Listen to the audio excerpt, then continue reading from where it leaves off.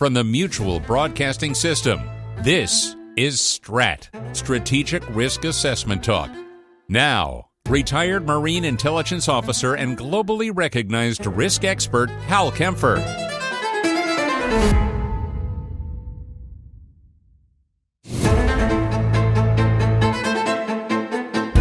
Well, welcome to STRAT, Strategic Risk Assessment Talk. I'm just going to talk today about some issues. It's been a pretty big week, shall we say, in the news. And I've been, last weekend, certainly this weekend, I've been on News Nation. I've been on Fox Live Now, or Live Now from Fox, I should say. I'm always turning that around. And along with local station coverage and things like that. So I'm going to talk about what's happening in the world, and it's really three big things. I think the thing that really blew up this week that got everybody's attention, or I should say over the last 3 weeks, is Pakistan and India. And that is a long simmering, if you want to call it, conflict that burbles up. And when it happens, all of a sudden you go from, I didn't know there was a big problem there, to, oh my gosh, are we going to have a nuclear war? And I'm going to talk about that. I'm also going to talk about what's happening with the talks in Iran. We just finished another series of meetings in Oman. As you know, they've been going back and forth between Oman and Rome on these meetings. And this one did not really get very far. And I'm going to talk about where that's at. And then I'm going to also I'm also going to talk about what's happening. And I think it's something of, I overuse this phrase, a strategic inflection point, if you will, in what's happening with Ukraine and Russia. And I think it's really big. So let me kind of get going here and talk about a little bit of strategic risk. By the way, if you're investing, trying to figure out where to put your money today, if you're trying to figure out if you should put money into some sort of investment, business opportunity, whatever, you're looking at the world very, very closely. Certainly with what's happening with tariffs, what's happening with global conflicts, what's happening with supply chain issues. None of this can be overstated. And oh, by the way, I didn't mention this, and I should probably kick off with this, is there is a ceasefire between the U.S. and the Houthi rebels in Yemen. And this is interesting. It was announced, of course, by the White House that we'd reached this historic ceasefire agreement. Oman had mediated it. Pretty big deal, but interesting. It's not quite clear if the Houthis are going to stop firing at all ships in the Gulf of Aden, the Red Sea, the Bab el-Mandeb Strait, or if they're going to stop just shooting at U.S. ships. And what does that mean if they just stop at U.S. ships? Because frankly, of the total percentage of ships that go through there, U.S. flag carriers are a very small percentage. There's not really that many of the total global maritime commercial shipping out there. U.S. flag carriers are not that huge. So I'm not quite sure what this is. And this agreement completely ignores the ongoing conflict or ongoing exchange of missiles and stuff with the Houthis firing upon Israel and firing upon what they presume are Israeli maritime assets. I just don't know. It looks like they're still going to be back and forth with Israel. Israel's still going to keep attacking the Houthi areas, and the Houthis are going to keep attacking Israel. And of course, last week they actually put a missile into the David Ben Gurion Airport, the main international air hub for Israel. It hurt some people. It caused some injuries. Fortunately, didn't kill anybody. Didn't hit a major facility or something there, but it got through. So that's got the Israelis looking at their entire air defense picture, their Iron Dome concept. And it appears that they did stop some missiles, some other missiles that were coming with it. Some of this may have been adaptive tactics by the Houthis on how to get the missiles through. Also, it's reported that the missile was a hypersonic missile, which makes it very difficult to intercept because of the speed and velocity at which it travels. Anyway, we're going to find out more about that, but that's a big problem. And of course, where did that missile come from? Well, from Iran to get into there, but the missile may have actually originated from someplace like Russia. And Russia is becoming a bigger backer, if you will, less covert. I never felt they were particularly covert in this. Less covert in being an agent of chaos and disruption by assisting the Iranians and assisting the Houthis to shut down a major global maritime artery. So anyway, we'll see where this goes. We'll see how broad this is, but I'm watching that closely. But let's talk about India and Pakistan, because as we used to say in strategic weapons, that's an area where two rules apply: horseshoes and nuclear weapons. Close counts for both. And we had a really close call. And hopefully the ceasefire this weekend that has been announced by President Trump on Saturday morning, wasn't clear if it was an announcement and that India and Pakistan were completely on board with this. But anyway, let's talk about this. Anyway, last Wednesday, May 7th, India launched strikes that took place about 2 weeks after a big terrorist attack in Indian-controlled Kashmir. Killed 26 people, most of them tourists. It was absolutely horrific what they did. They lined them up, put them on their knees, made them recite the Quran, and if they couldn't do it, they would literally murder them, execute them in front of their wives, children. It was a horrific terror attack. These were Islamic extremists, jihadists, if you will, and going back in the history of the Kashmir, Jammu area, which has been heavily contested by Pakistan and India, going back to the beginning of India and Pakistan, that these groups, these extremist jihadist groups, have historically been backed by the Pakistani military. And right now, the head of the Pakistani military was former head of its big intelligence service, and he had been fired by Imran Khan, who was the president or prime minister of Pakistan, who is currently being held in jail. And so the Pakistani military is in a very difficult political situation with the Pakistani people. Imran Khan is a very popular politician, very popular prime minister, former cricket star. And so they've been trying to, rebrand themselves, make themselves relevant, try to rally the population behind the flag. And so there's a lot of reasons to believe that the Pakistani military may have had a role in this, may have seen that sponsoring this type of attack or helping this type of attack or whatever, or turning a blind eye, if nothing else, to these terrorist groups operating on their soil was a way to reinvigorate the passions of the Pakistani people. And you have to remember that when Pakistan and India originally broke up, it was based on religion. The predominantly Muslim areas went over to Pakistan. The predominantly Hindu areas went over to India, with one exception being Kashmir, which was about 70% Muslim. But the Maharaja that controlled Kashmir did not want to become part of Pakistan because he was Hindu. So he never let the Kashmir and Jammu province become part of India. Although it's been contested, some of it's controlled by Pakistan, a big chunk of it's controlled by India, and parts of it are actually controlled by China. So it is a flashpoint, if you will, on the global stage. Anyway, this is a disputed Himalayan region that both India and Pakistan claim as their territory in its entirety. So that's part of it. India blames Pakistan for the attack. Pakistan denies they had anything to do with it, but that's part of the history going back, and there's a good reason why India believes that. Now, after the terror attack in April, India took some very strict steps about Pakistan. Under these steps, and probably the biggest one they took, was they temporarily stopped the Indus Water Treaty of 1960. This is a huge treaty, and this is where a lot of people miss this. You can explain the Kashmir issue with religion, and you go, oh, okay, I get it. Mostly Muslim, but under India mostly Hindu, and they felt this should be part of Pakistan. I get it, understand it. A little bit more complicated than that. Kashmir is, first off, it's a beautiful area. It's up at the up around the Himalayas, beautiful green valleys. Some call it the Swiss. There's parts of the Kashmir they refer to as the Switzerland of South Asia, and that's one of the reasons you see so much tourism resurging up there, which this attack threatened.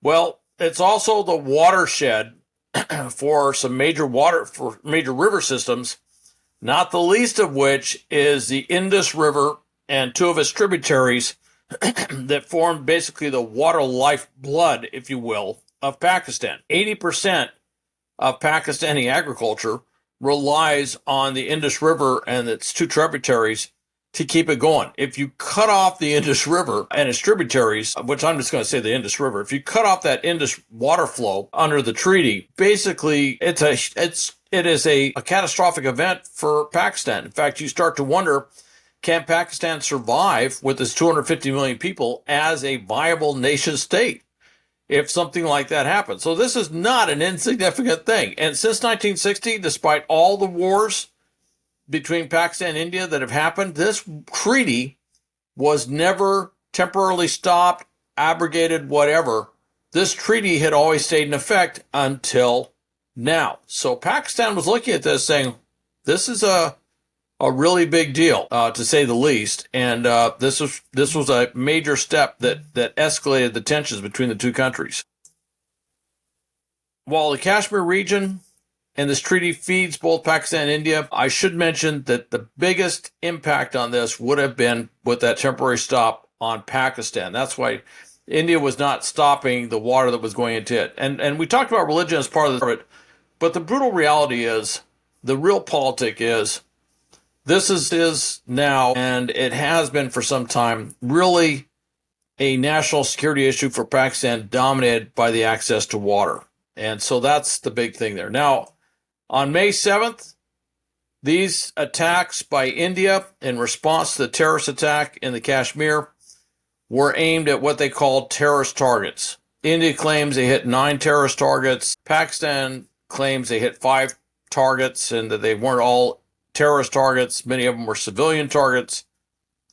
Whatever. Anyway, there was a big attack. One of the interesting things about this is that Pakistan claims to have shot down 5 Indian fighter bombers. The French-made Rafale fighter bombers, and then I think it was a MiG-29 and an Su-30, which are Russian-made. Anyway, they claim to have shot down 5. India has not said they've shot down anything. They said they're going to talk about losses that they took at some point in the future after this thing's over. Maybe with the ceasefire announcement, they will get to that point where they'll talk about the losses that they took. I was doing some counting of what was being reported out, trying to figure it out. At least 2 actually appeared to have been shot down. And there are persistent reports that evening or that night, there was a dogfight that took place well over an hour, maybe longer, that involved 125 aircraft total from both sides, or total with both sides involved. That would be the largest air-to-air combat situation we've seen since World War II. Whatever was happening in the skies is truly stunning. And with that, you saw the introduction into combat operations of the Chinese J-10C fighter or fighter bomber that had never, this is, some of the latest Chinese aviation technology. China's been doing this massive ramp up of its military, especially its Air Force. And so this was its debut on the world combat stage to see this. And along with that was a thing called the PL-15. It's got I think about a 40-mile range on it, air-to-air missile. And we're going to find out more. But it looks like the J-10Cs and these PL-15 missiles played a big role in downing Indian aircraft. And so everybody, to include the United States, all of our allies, are very much focused on what exactly happened that evening, doing the forensics to figure out what took place in the sky, because this is something, well, frankly, we haven't seen much. As I mentioned, it was the largest air-to-air combat we've seen since World War II. But you look at a lot of these wars that we've had, we haven't seen a lot of air-to-air combat, a lot of dogfighting. It just doesn't happen.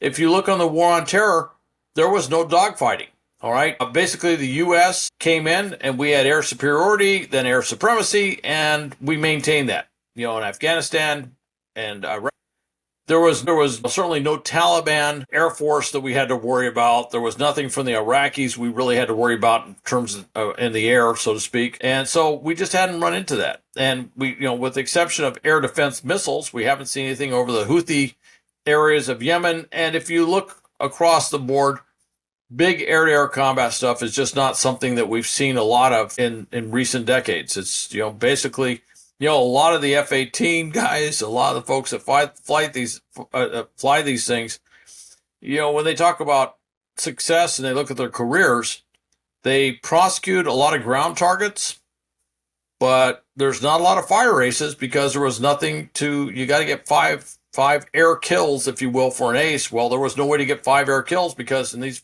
fights, you never saw 5 aircraft out there total that you could shoot down. So this is a big deal. This is a big deal. All right.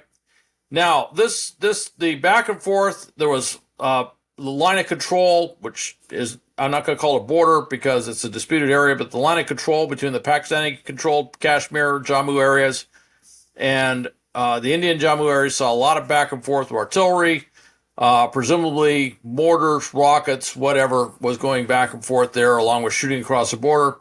Eventually, this got to where they were targeting longer range with at least drones, if not missiles, but drones definitely, military facilities. And that's where everybody got involved. And it was interesting, the White House, President Trump, Vice President J.D. Vance initially said, this is not our war. These guys have been fighting forever and ever. We're not going to get involved. I think someone kind of sat down and explained to them, this is what could happen. These are the implications of what could take place if this thing escalates. And at that point, it was very clear the White House realized, oh yeah, this is not our war, but this is not a war that we can allow to escalate because it could literally destroy not just South Asia, but it could destroy the global economy. It could cause mass famine throughout the world, and I'll get more into that in a second. So on the morning of Saturday, May 10th, the world was greeted with an announcement by President Trump that the U.S. had negotiated a ceasefire. It wasn't clear initially if that really was the case because both sides appeared to be kind of firing stuff. And I'm going to put this into the fog of war, if you will. Much of this may have been attributed to either miscommunication or communication lag, or the fact that they had already launched drone missions or something that they couldn't pull back. And so for a few hours there was still bombs raining down, and the question was, are they really in a ceasefire? It wasn't quite clear what was going on. But by Sunday, May 11th, things really started to settle down, and it looked like a ceasefire was kind of holding. Now, the great fear is nuclear weapons. Each side has, I think India has 180 plus nuclear weapons. Pakistan has 170 plus nuclear warheads. About 40 kiloton range on average, some less, maybe some a little bit more, but that was about an average 40 kilotons. And with that 350 total weapons, you can imagine the implications on this could be enormous. 350 40 kiloton nuclear weapons going off in the subcontinent would be huge. By the way, just for reference, the Fat Boy nuclear bomb that hit that the U.S. dropped on Hiroshima that caused the worst nuclear devastation that we've seen anywhere. That was, depends on which account, 12 to 18, but I've heard most seem to settle on is about 13 kilotons. So when you talk about 40 kilotons, you're talking about a nuclear warhead 3 times more powerful than the thing that destroyed Hiroshima in 1945, just to give you an idea. Not the most powerful nuclear weapon in the world. You're talking 40, we have 300 kiloton. There's been megaton weapons that have been dropped, in fact, are tested. That's one of the reasons why the U.S. signed a nuclear test ban treaty with the Soviet Union back in the 1960s, because just those above-ground tests were kicking up so much radiation into the stratosphere that was impacting the global food chain, impacting things like showing up in milk that was going to kids and babies. And they said, okay, this has got to stop. We're contaminating the world, and there were some pretty dire predictions on what would happen if we didn't stop these tests. You can imagine what 350 kilotons would do in terms of radiation. It would basically cover the globe in massive increased radiation. That's not necessarily an immediate killer, but it is a killer. It is something that will show up over time with cancer and other things that will cause serious effects, but also it'll kick up so much soot, so much smoke into the upper atmosphere, the stratosphere area, that you're looking at the potential of what we call a nuclear winter. where it's blocking so much sunlight that the Earth's temperature drops several degrees. And that's enough that you're going to have crop failures that will result in famines. And, initially an exchange like this, we would say probably when you look at the populations of each country, you're probably talking hundreds of millions that will be killed in fairly short order, not necessarily killed immediately with the blast and the heat, the incineration, everything takes place with the nuclear explosion itself. But certainly in very short order, you'll see hundreds of millions of killed. But over time, potentially you could see billions of killed. And that billions would extend across the Eurasian landmass, and depending on airflows, extend much further, because what happens in South Asia doesn't stay in South Asia when it comes to upper atmosphere issues. So you get the idea. This is why the U.S. had to get involved, and we just ducked what I would call a global catastrophe. So anyway, by the way, my personal background on this, I was the director of intelligence of a U.S.-led multinational task force that was stationed in the area that included our area of responsibility, included Pakistan, and there were heightened tensions at the time. And so long story short, I got very much involved with looking at the potential of what if. And so this is something that I've spent a lot of time working on and have a little bit more knowledge than average, than certainly more knowledge than your average intelligence officer, but more average knowledge than most about that.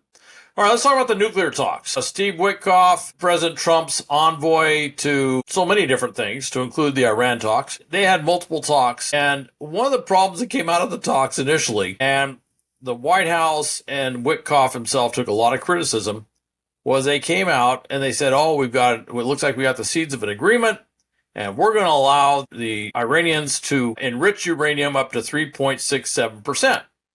All right, and both sides of the aisle came back and said, that's exactly what President Trump said in his first term as one of the reasons why the JCPOA, the Joint Comprehensive Plan of Action, the multinational agreement to stop Iran from getting nuclear weapons, that was one of the faults with that was cited, was it allows Iran to enrich uranium. And at the time I said Iran should have no ability to enrich uranium. By the way, another criticism was that it didn't curtail Iran supporting terrorism and paramilitary military actions by its proxies throughout the region. And we've certainly seen that demonstrated heavily over the last 19, 18 months, whatever. And so that was another criticism. And ballistic missiles. Again, I would point back to the fact that we've seen two launches, massive launches of ballistic missiles from Iran going over to Israel. Thank God none of them had a nuclear warhead involved, but we get a sense of just how big this was. Well, he came back, and the criticism was that what he was describing was called it was an Obama, the JCPOA was under Obama, so it was being called Obama 2. And obviously the White House did not like those headlines, where what they were proposing was the Obama 2, which was going back to basically the same treaty that they had pulled out of in his first term of office.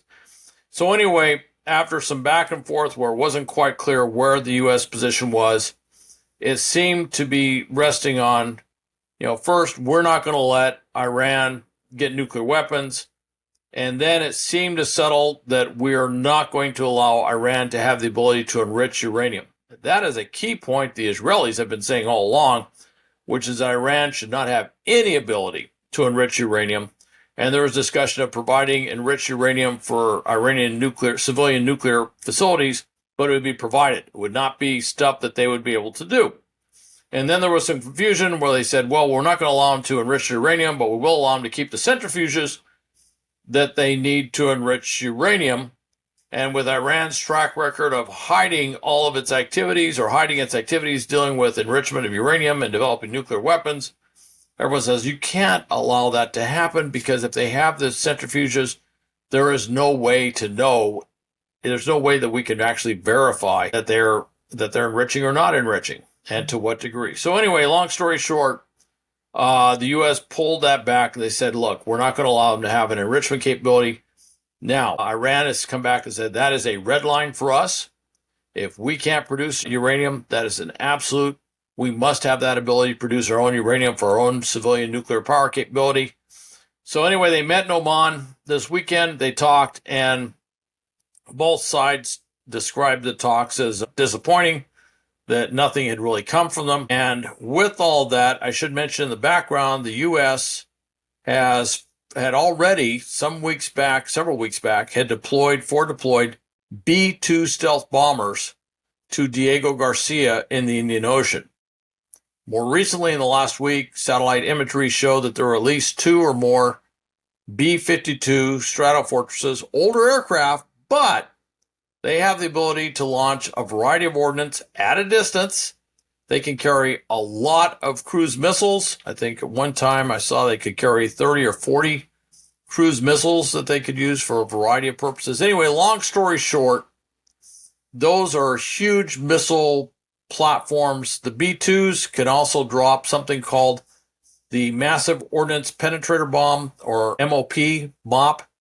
This is a 30,000-pound bomb that when it hits, it can, with a delayed fuse, it goes deep into the ground, explodes, and causes catastrophic shock waves that destroy underground bunkers and facilities. All right, it's unparalleled in terms of what it can do. And frankly, there aren't many things that can drop that. The B-2 being something that actually can fly in using stealth technology and get into a position where it can drop this massive bomb that can destroy those underground facilities, such as what Iran does or has to build nuclear weapons, some of its drones, whatever, missiles, etc.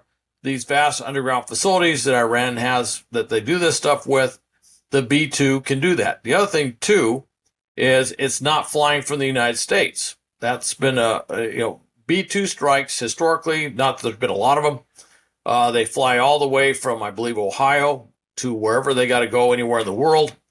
It's been, it was reported some years back we had B-2s that were stationed in Guam, but that's neither are really great for the Middle East for those two. A lot of aerial refueling going back and forth, really long legs, which makes it's like you can use it, but you don't get a lot of sorties. You get one sortie, they come back, and with all the maintenance required with the B-2 bomber, you may not see another sortie for quite some time. With Diego Garcia, that's in the Indian Ocean. That's within relatively easy striking distance. I know there might be a refueling mission, aerial refueling en route and coming back. I'm not quite sure, but I don't even think they have to do that.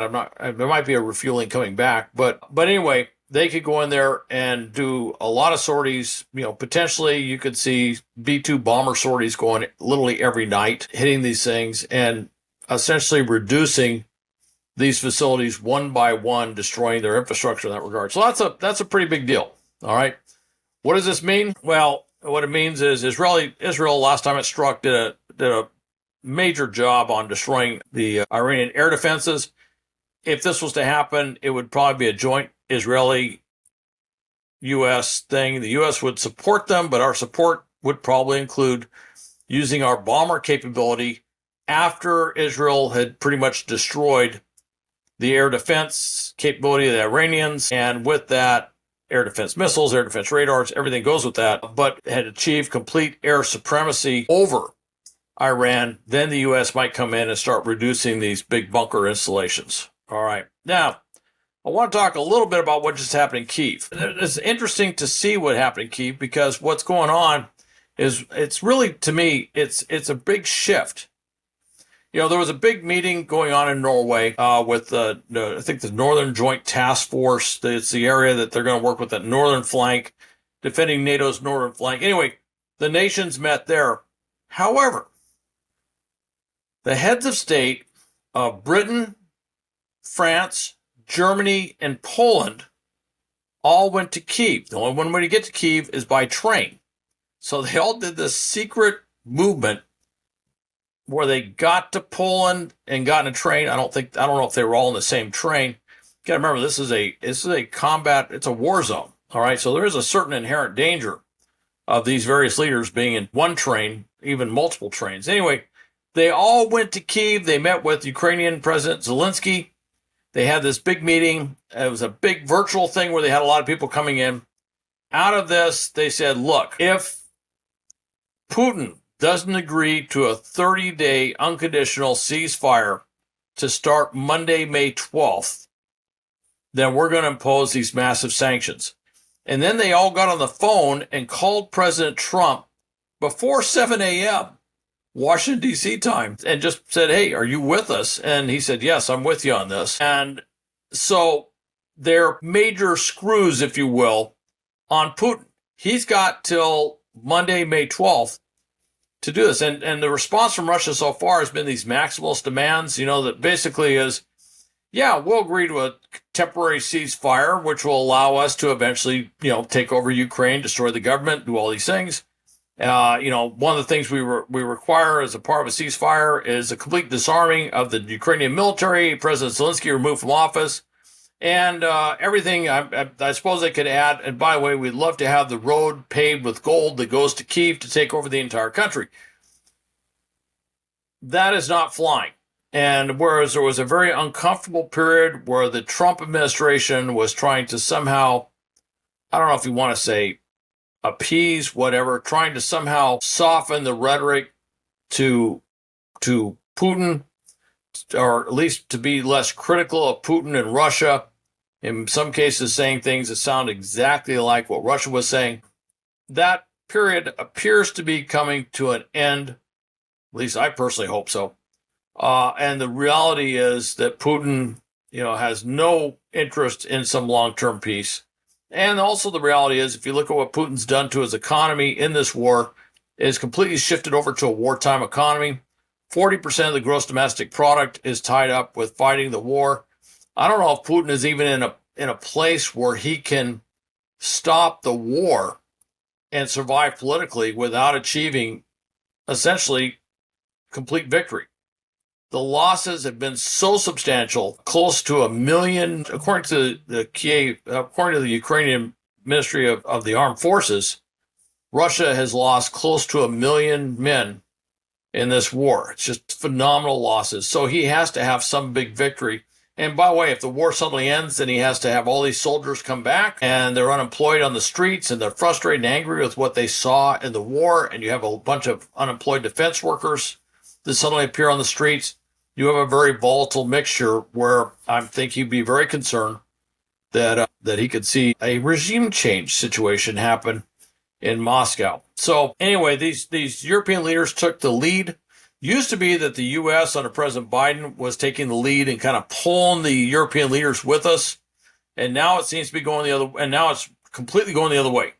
European leaders have stepped up, as they were asked to do, to take the lead. They are now leaning forward. They are pledging lots of support, not the least of which is a brokered deal with 16 nations led by the Czech Republic, where 800,000 large caliber artillery rounds are going to Ukraine to boost their war effort. Just, put that into the math of the daily use of artillery and stuff. What you see is an ability of Ukraine to sustain significant volumes of artillery fire on its front lines for an extended period of time. In other words, with that type of artillery, depending on how fast it gets there, Russia's not going to see any major advancements on the battlefield anytime this year. That's it. The Ukrainians will be able to hold. In fact, in some places, they may be able to hold back. The other thing, too, it's this whole thing with the European support is they're keeping Ukraine in the fight. The U.S., the money that the U.S. and the aid the U.S. has been sending over for military, that's kind of winding down. It's almost gone. Fortunately, the intelligence sharing is still happening, but after that was temporarily paused as well. But the bottom line is that this keeps Ukraine in the fight.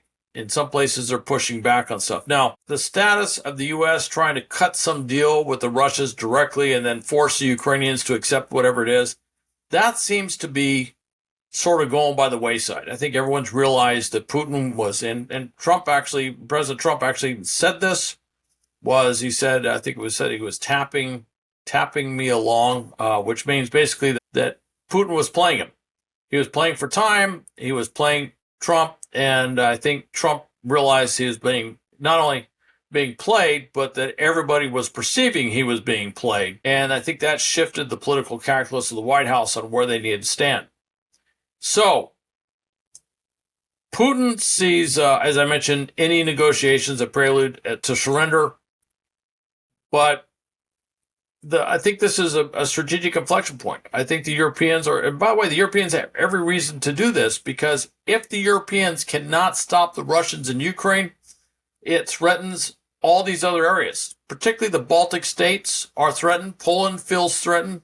The Suwalki Gap, that where, basically Kaliningrad, which is Russian, is cut off physically, territorially, if you will, from the rest of Russia. It's a little area that sits in the Baltic, just south of Lithuania. That gap, that would close that gap, if you will, that area, that's a threat, and that threat runs right through Polish territory and Lithuanian territory as well.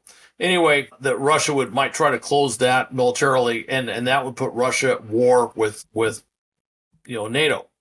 And so the most cost-effective thing to do is to keep Ukraine in the fight and hopefully push back Putin's forces more than they have been pushed back, and maybe trigger something in Moscow that might result in a more amenable regime over Russia. I know it sounds rather aspirational, but I think that's part of the thinking is whatever you do, just don't let Russia win.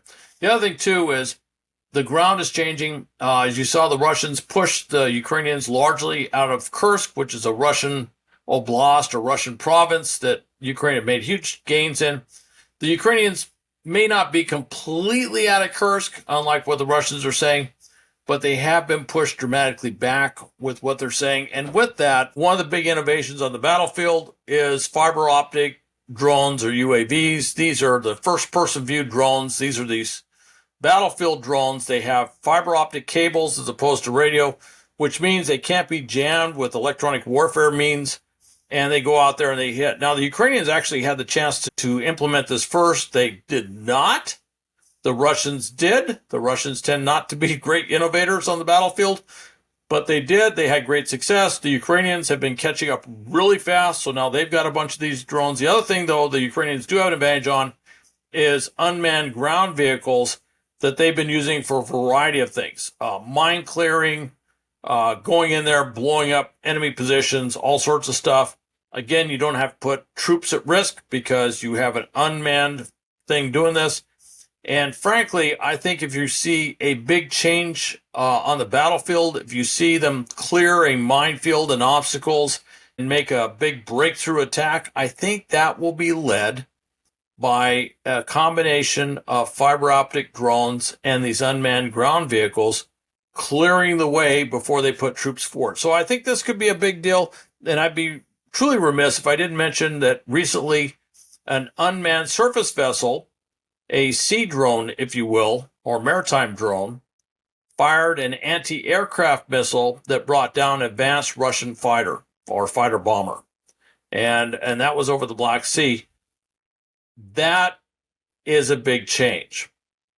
That's a big change because one of the big things that Russia does to counter these USVs is they use aircraft. Now, all of a sudden, all the aircraft are aware, and by the way, they took down a very advanced fighter bomber. What they've been mostly using is helicopters, and all of a sudden, these helicopter pilots are aware that they are in harm's way when they go to try and stop one of these things, that they could become the target, collateral damage, if you will, as part of that USV's larger mission. So anyway, long story short, this whole drone revolution is really taking hold in a way that could change this war even faster. So there's a lot going on in the world.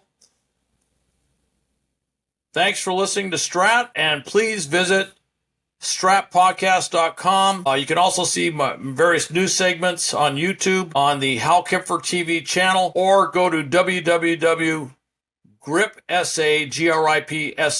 that's the .com. That's the website for global risk intelligence and planning, and you can see more of this stuff. So thank you for staying tuned. Thank you for taking some time to listen to the Strat podcast or watch the Strat podcast, and see you next week.